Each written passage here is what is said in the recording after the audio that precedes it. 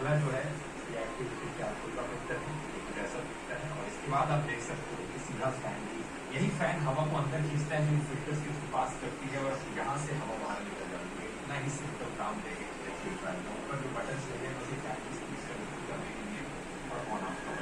आजकल कुछ कंपनीज अपने एयर प्यूरिफायर्स बेचती हैं ये कहकर कि उनमें आयनाइजर लगा है, वो यूवी के थ्रू या ओजोन के थ्रू हवा को प्यूरिफाई करते हैं। लेकिन ये सब दोस्तों मार्केटिंग जुमला है, लोगों को बहकाने का तरीका है। ये सारे फिल्टर यूजफुल नहीं होते। इनफैक्ट ओजोन तो आपकी हेल्थ के लिए हानिकारक भी होता है, तो इस सबसे दूर रहकर सिर्फ HEPA 13 पर फोकस कीजिए। अब दूसरी इंपॉर्टेंट चीज एयर प्यूरिफायर में आती है CADR यानी कि क्लीन एयर डिलीवरी रेट। ये बताता है कि प्यूरिफायर 1 मिनट में कितनी क्यूबिक फीट हवा को साफ कर सकता है।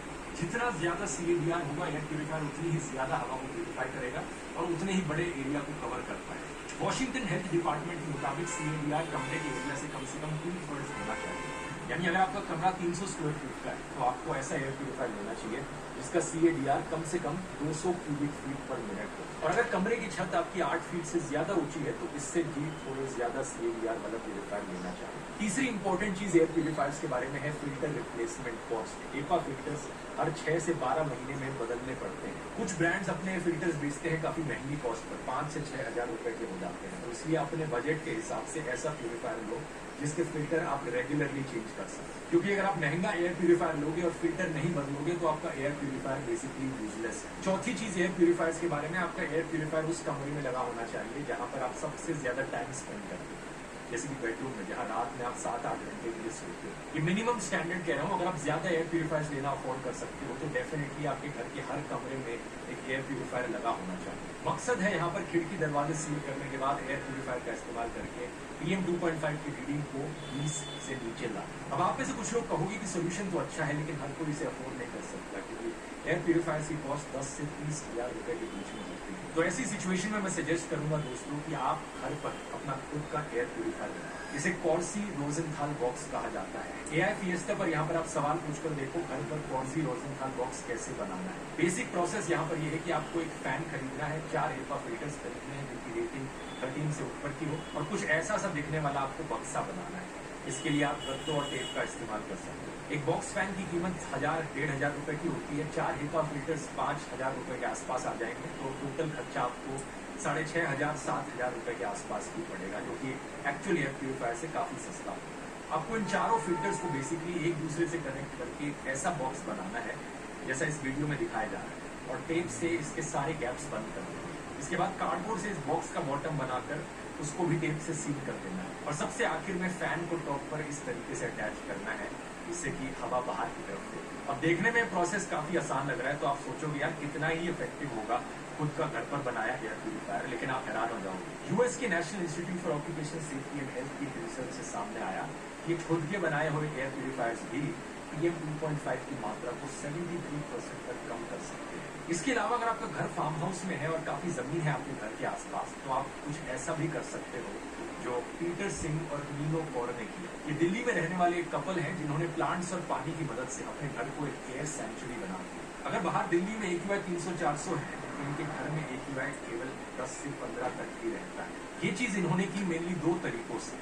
पहला, इन्होंने अपनी मेन एंट्रेंस के पास एक बड़ा सा घास का पैनल लगाया जिसमें हर वक्त पानी चलता रहता है, जिसमें अंदर की तरफ एक एग्जॉस्ट फैन लगाया तो ये फैन जब भी हवा को अंदर खींचता है तो ये हवा पानी के ऊपर से होकर गुजरती है। ऐसे में हो क्या रहा है, क्योंकि हवा पानी के बीच से बह रही है तो हवा से सारे PM 2.5 के पार्टिकल्स पानी के थ्रू फिल्टर आउट हो जा रहे हैं। दूसरा, इन्होंने अपने घर के आसपास करीब 15,000 पौधे लगाए हुए हैं जो इस साफ हवा को और भी ज्यादा साफ कर देते हैं। यही कारण है कि इनके घर के अंदर का PM 2.5 सिर्फ 5 माइक्रोग्राम पर मीटर क्यूब के आसपास रहता है। पीटर सिंह और नीरो कौर का उदाहरण सही में बहुत इंस्पिरेशनल है। इससे पता चलता है कि कोई भी प्रॉब्लम कितनी ही इम्पॉसिबल क्यों ना हो, अगर आप उसे गहराई से समझोगे, उसका सोल्यूशन निकालने की कोशिश करोगे तो उसे सॉल्व किया जा सकता है। लेकिन इस सोल्यूशन को इम्प्लीमेंट करने के लिए बस एक चीज है, घर में स्पेस होनी चाहिए। जो हवा के लिए इन्होंने एरिया बनाया है फ्लो करने के लिए वो काफी लंबा है और उतना लंबा होना जरूरी है। बहुत से लोगों को यहाँ पर लगता है कि अगर वो अपने कमरे में 5-10 पौधे लगाए तो हवा अपने आप ही प्यूरिफाई हो जाएगी, एयर प्यूरिफायर की कोई जरूरत नहीं पड़ेगी।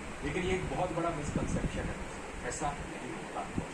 2019 की जर्नल ऑफ एक्सपोजर साइंस की कॉम्प्रिहेंसिव मेटा एनालिसिस में पाया गया कि आउटडोर से इंडोर एयर एक्सचेंज जितने VOCs रिमूव करता है तो सेम रेट पाने के लिए घर में पर स्क्वायर मीटर 10 से 1000 प्लांट्स लगाने पड़ेंगे। यानी अगर 50 स्क्वायर मीटर का घर है तो कम से कम 500 प्लांट्स आपको लगाने पड़ेंगे, तब जाकर पोल्यूशन पर कोई मीनिंगफुल इम्पैक्ट पड़ेगा। लेकिन जाहिर सी बात है, इतने पौधे कमरे के अंदर घर में रखना पॉसिबल है।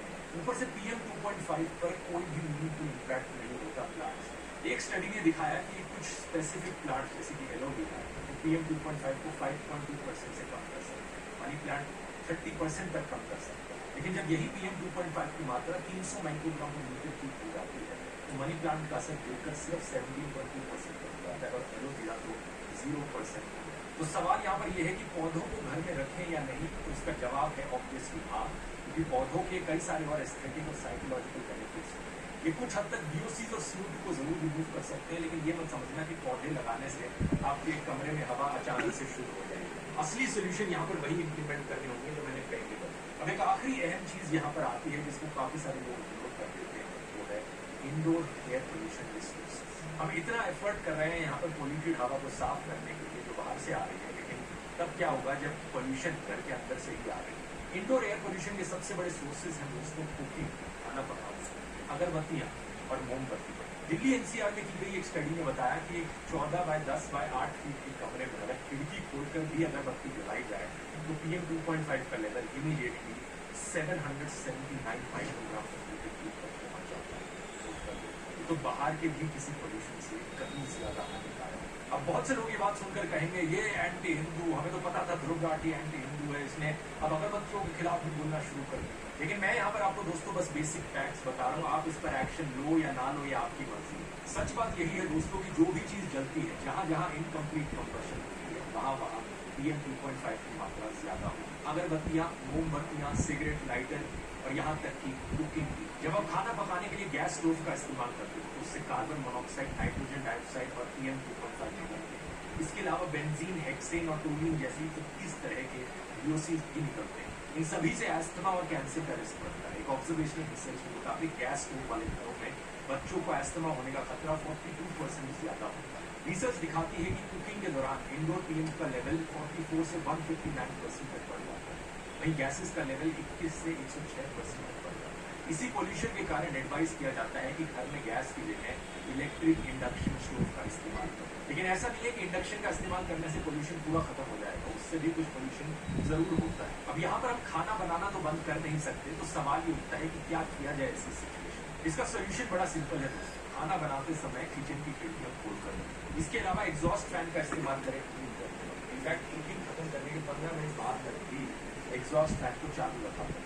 ऐसा करने से PM 2.5 और बाकी पोल्यूटेंट बहुत तेजी से कम हो जाते हैं। और याद है वीडियो के शुरू में मैंने कहा था एक और तरीका हो सकता है CO2 लेवल को कम रखने का कमरे में। ये तरीका है दोस्तों एग्जॉस्ट फैन। एग्जॉस्ट फैन कमरे के अंदर की हवा को बाहर निकाल कर देता है। जब CO2 की मात्रा ज्यादा हो जाती है, इसे कम करने का एक तरीका हो सकता है सिंपली एग्जॉस्ट फैन को चलाना। लेकिन ये प्रोसेस बहुत धीरे धीरे काम करेगा और पर्सनली आपके घर के कमरे के डायमेंशंस और डिजाइन पर काफी निर्भर करता है। तो ये चीज आप खुद टेस्ट करके देख सकते हैं अपने मॉनिटर और अपने प्यूरिफायर के साथ। मैं जानता हूँ कि ये वीडियो शायद आपको काफी ओवरवेलमिंग लग रहा है, क्योंकि मैंने काफी सारी ऐसी चीजें बताई जो शायद आपने पहले कभी ना सुनी, लेकिन ये जहरीली हवा बहुत खतरनाक है। अगर आप इन सोल्यूशन को ढंग से इम्प्लीमेंट करोगे तो आप अपना खुद का लाइफ स्पैन 8 से 10 साल तक बढ़ा सकते हैं। जो सब मैंने आपको इस वीडियो में बताया है उसे 5 सिंपल स्टेप्स में समराइज किया जा सकता है। स्टेप 1, अपने घर में एयर क्वालिटी को मेजर कीजिए। इसके लिए आप या तो मॉनिटर खरीद सकते हैं या अपने एयर प्यूरिफायर का इस्तेमाल कर सकते हैं। स्टेप 2, घर के अंदर हवा को साफ रखने के लिए सबसे पहले अपने खिड़की दरवाजे बंद करें, उन्हें सील करें, झाड़ू लगाना अवॉइड करें और वैक्यूम क्लीनर का इस्तेमाल करें या फिर पोंछे का इस्तेमाल करें सफाई में। स्टेप 3, एयर प्यूरिफायर को खरीदना बहुत जरूरी है। अगर आप एयर प्यूरिफायर खरीद नहीं सकते तो खुद से बनाइए। स्टेप 4, अपने एयर प्यूरिफायर में HEPA फिल्टर्स को रेगुलरली चेंज कीजिए टाइम टू टाइम। और स्टेप 5, कुकिंग करते समय एग्जॉस्ट फैन को हमेशा ऑन रखें, खिड़कियां दरवाजे खोल के रखें और 15 मिनट तक एग्जॉस्ट फैन को चलते रहें। इसके अलावा जितनी भी और चीजें हैं जो जलती हैं, अगरबत्तियां, मोमबत्ती, सिगरेट्स, इन सबको बिल्कुल मत इस्तेमाल कीजिए। साफ हवा एक लग्जरी नहीं है बल्कि एक बेसिक नेसेसिटी है।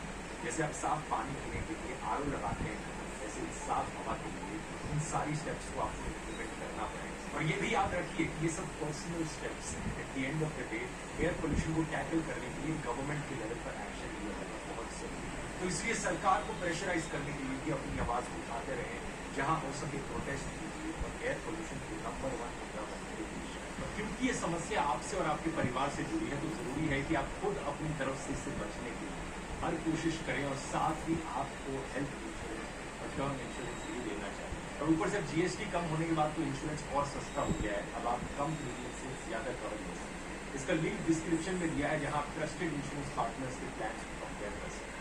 अब यहाँ अगर आप और डिटेल में समझना चाहते हैं कि गाड़ियों से कितना पोल्यूशन होता है, स्टबल बर्निंग से कितना पोल्यूशन होता है, इंडस्ट्रीज कितनी रिस्पॉन्सिबल है, इस चीज की मैंने डिटेल में बात करी है। इस बारे में अलग अलग सोर्सेस की वैल्यूएशन यहाँ क्लिक करके बहुत बहुत